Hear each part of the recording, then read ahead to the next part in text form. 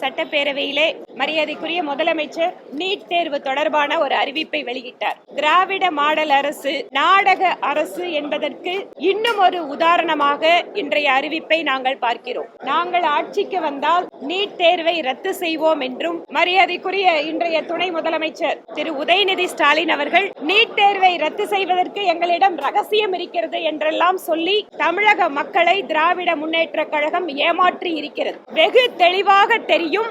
அகில இந்திய அளவிலே நீட் தேர்வை அமல்படுத்துவதற்கான உத்தரவை உச்சநீதிமன்றம் பிறப்பித்தது. உச்சநீதிமன்றத்தினுடைய தீர்ப்பிற்கு மாற்றாக தமிழகத்தில் ஏன் நீட் தேர்வு வேண்டாம் என்பது குறித்தான எந்த வழக்கையும் உச்சநீதிமன்றத்தில் தாக்கல் செய்யாமல் தமிழகத்திலே அரசியல் வாய்ப்புகளுக்காக இதில் நீட் தேர்வினால் பாதிக்கப்பட்ட மாணவ செல்வங்களுடைய வாழ்க்கையெல்லாம் பாழடித்துவிட்டு அவர்களுடைய உயிர் பறிப்பிலே அரசியல் செய்துவிட்டு இன்று மாநிலத்தினுடைய முதலமைச்சர் நாங்கள் கொண்டு வந்த சட்ட மசோதாவை குடியரசுத் தலைவர் அலுவலகத்திலிருந்து எங்களுக்கு அனுமதி கிடைக்கவில்லை என்ற அறிவிப்பை வெளியிட்டுவிட்டு அதற்கு பின்பாக அனைத்து கட்சி தலைவர்களுடைய கூட்டத்தை நடத்துகிறேன் என்று கூறுகிறார். இத்தனை வருட காலம் நீட் தேர்வுக்கு எதிராக ஒரு மிகப்பெரிய ஏமாற்று அரசியலை திராவிட முன்னேற்ற கழகம் மேற்கொண்டு இருக்கிறது என்பதற்கு இது ஒரு சிறந்த உதாரணம்.